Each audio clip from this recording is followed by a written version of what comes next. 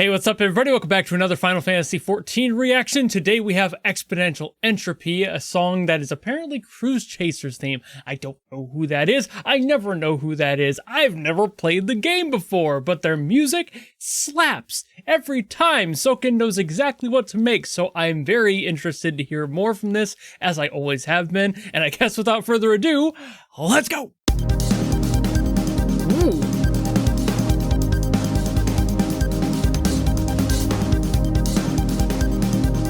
That's a little bit different, at least compared to the stuff I've heard recently.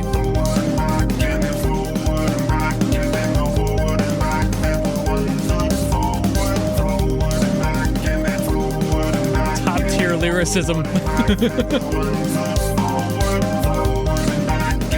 Oh, doing it again. I thought we were gonna get movement in the lyrics, but okay, now we got more lyrics coming in.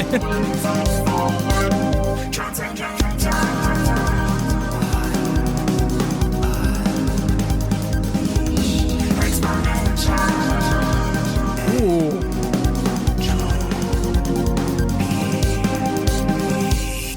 This feels a little like retro-futuristic in a way.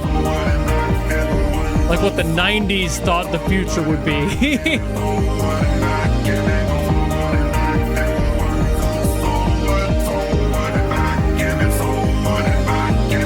Bit of a diet Daft Punk vibe.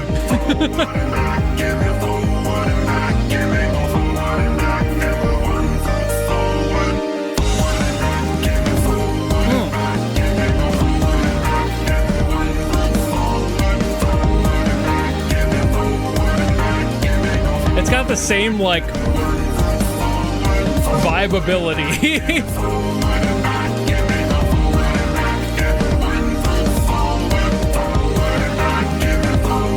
And the repeating lyrics just around the world, right? Ooh. Ooh. Okay, it has more spice. Daft Punk featuring Linkin Park, circa 2003.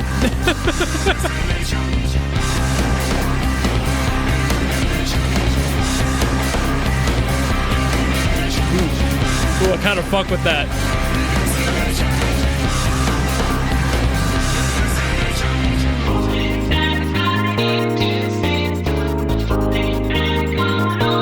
Those jazz chords in there. Soken, you sneaky bitch. It's always got to throw those in somewhere.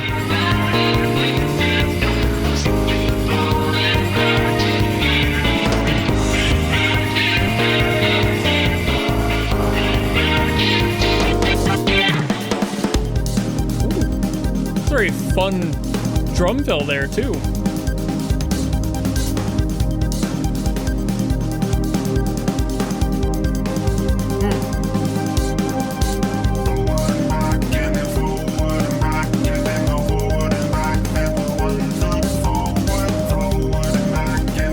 It's amazing how much they can do with so little.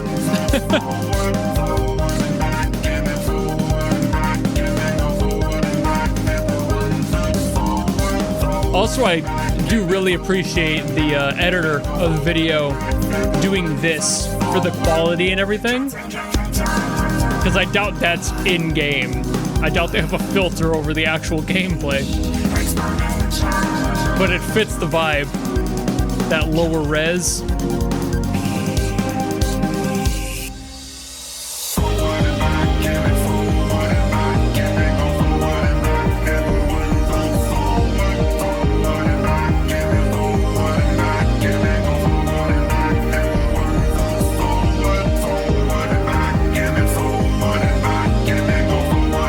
Listening to the other layers in here now. That bass has a lot more movement than I thought it initially did.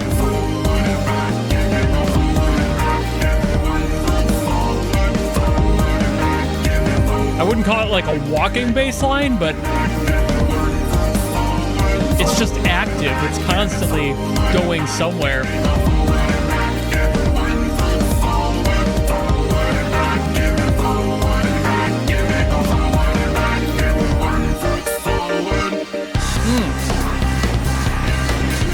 love this part. This is such a cool sound. I almost forgot I did this. That's why I made that face.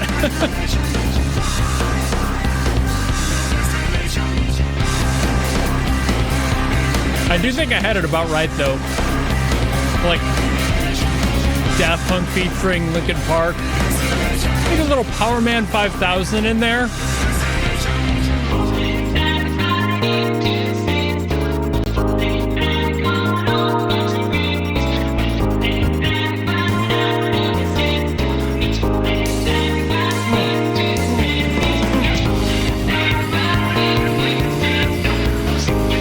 Like jazzier part of the piano is just, it's so on brand, but I love it.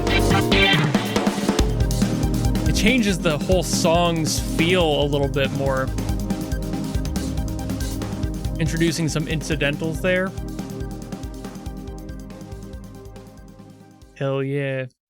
I love their music every time. I think there was only like one song where I was kind of iffy on it. This isn't one of them. I saw a comment on the video for this that said when you're parallel parking, and I almost spat out my water when I read that. But this song is very fun. And like I said, kind of jazzy. I love it when Soken does that, which is basically every single thing he's ever worked on. He loves to throw in these jazz progressive ideas. And a lot of this song is using sevenths and major sevenths, which is weird because usually you would do major or standard sevenths, and they kind of blend them in this one. Like, for example, the main progression is like an A flat and a C minor. It would be an A flat seventh, which would be that note, and it sounds good, right? But this is the standard seventh, which is not gonna fit, as you could probably tell within this, and that's a little bit more jazzy. So he's kind of like adjusting for the key that he's in here, which I believe is E flat,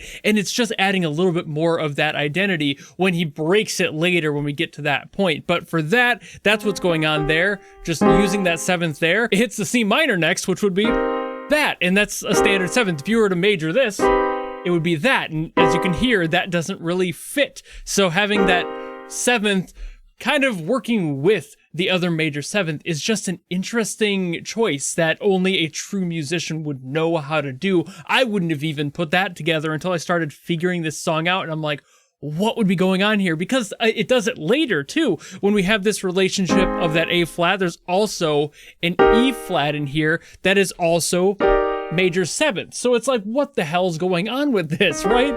It's so cool because like that note lets it hang before we get into the chorus and that more like aggressive section. So there's definitely that factor in there. And this sort of relationship is not something that's standard so much in most keys. And he's just like, you know what I'm going to do? I'm going to mess with it. So even further, when we have this breakdown, there's that A major, then there's the B flat, and then it goes to an A, which isn't even in the key. So that's more of the marrying of what this jazzy sort of sound is.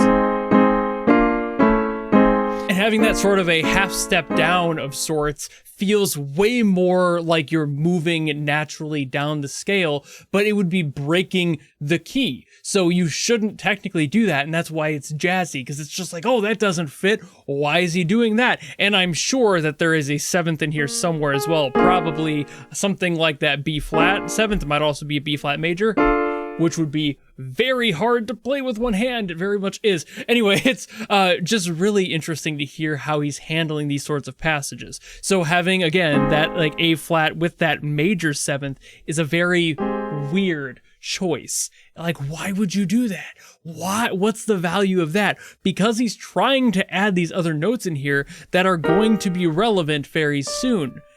Because that one right there, as you could probably tell, is the E flat seventh.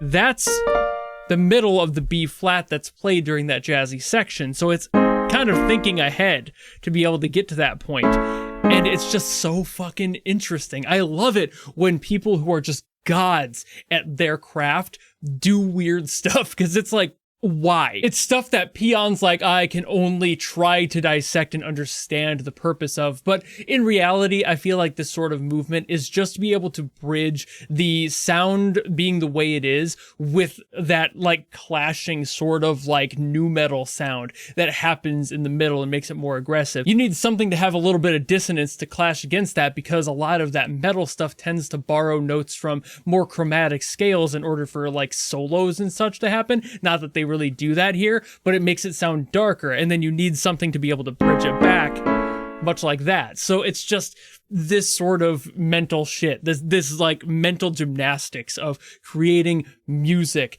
that has so many potential ways that it could go, and in a way keeps you locked in, because this song doesn't really go anywhere. And I think that's kind of the point of this song too, just like as far as the moral of this song goes. It just doesn't feel like it wants to go anywhere. I mean, the lyrics were literally saying another step forward, another step back constantly. It was repeating as a point, and that's kind of why I was feeling like it was very much Daft Punk coded, because not only the general process of it sounding like Around the World and other songs similar to that, because that is a subject that Daft Punk touches on quite a bit, even with songs like Technologic, where it feels like things are repeating constantly, but it's also creating this idea that there is a stagnant energy to progression. It's the idea that these songs are kind of counterintuitive to each other. The songs are progressive, they're moving, they're constantly going somewhere else and trying to be something else.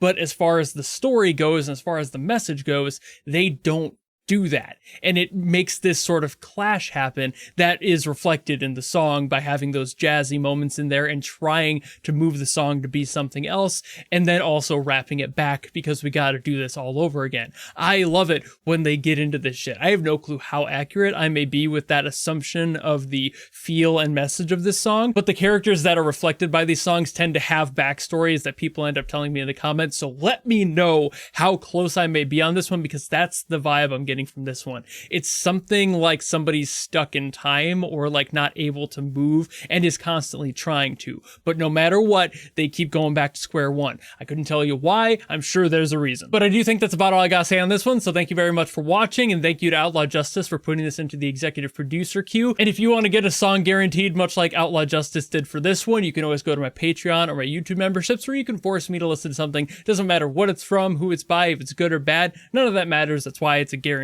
But if you don't want to do any of that, maybe just want to follow me and support me for more stuff coming in the future, you know how to do all that, and I'll see all of you in the next video. Goodbye!